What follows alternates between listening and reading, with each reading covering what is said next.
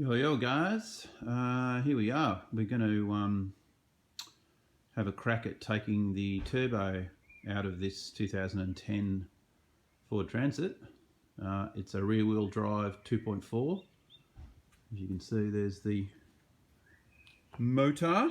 Got a couple of codes and it went into limp mode on a long drive up to Queensland from Victoria.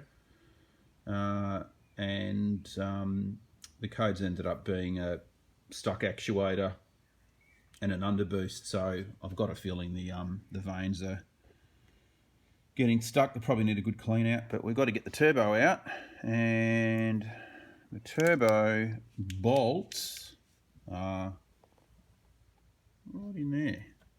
See if we can get a better angle for you. Yeah, so we've got a couple of bolts there. There's one there, one up the back there for the bracket, and then the bitches, and there is bitches, don't you worry. Oh my god, there is I don't even know how the hell I'm going to get these ones out. There's one there, which is, focus you kook, just sort of over there, and then there's one sort of tucked in behind it. You can't access this thing from underneath at all. Everything's got to go from above here, so anyone else having to try this job, if you've got any ideas, please let me know, because I had a look on YouTube, had a look on even on Google, nothing about getting heaps on the 2.2 motor, but none on this one. So anyway, we'll have a crack.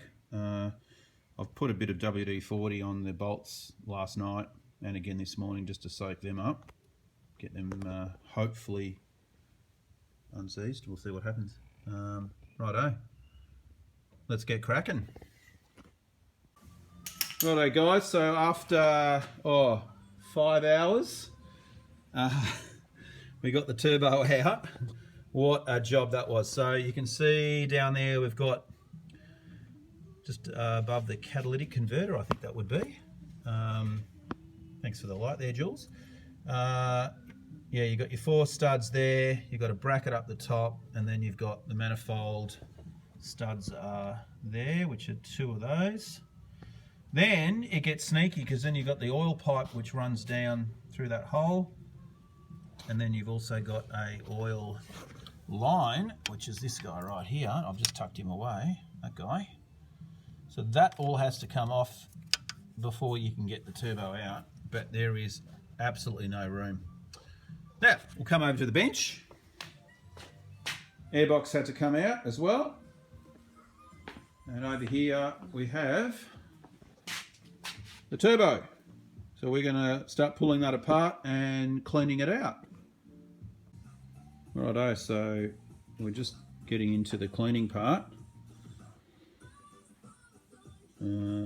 This is these little vanes that open and shut, and all this, you can see all this junk in here that all needs to be cleaned out. This part pops out. We did break 2 bolts, which I knew I was going to break something, and it was these little guys here. You can actually see once we take this plate out. I can get the plate out. Little plate, that all needs to be cleaned up. That's got gunk all over it. And you can see in there we have 1 snapped, 2 snapped. That one decided to play the game and come out. So now we have to remove those. And that's going to be a fun job, because they are tiny. You can see here. Yep. Okay. Righto, so we've pulled the turbo apart. I've given that inner surface there a good clean. Here's the impeller, and given that a good clean. It's in good condition, there's no slop in it. That's the exhaust side, given that a good clean up as well. And we've got the vanes here, and these are the guys that were sticking. These little guys here. So we've given that a really good clean up with oven cleaner and some automotive thinners as well, and a little bit of wet and dry. And we're just giving the outside turbo a bit of a clean up as well, and we've given the inside there a good clean. So yeah, put it all back together, and hopefully happy days. You. Righto. So turbo done. Not sure whether the paint will work, but we gave it a coating of high temp paint. I've got a little bit of high temp ultra copper gasket silicone on there. Not sure if we're going to put this oil return pipe on, but we'll see what happens, if that fits or not. But anyway, she's all done, all pulled back together.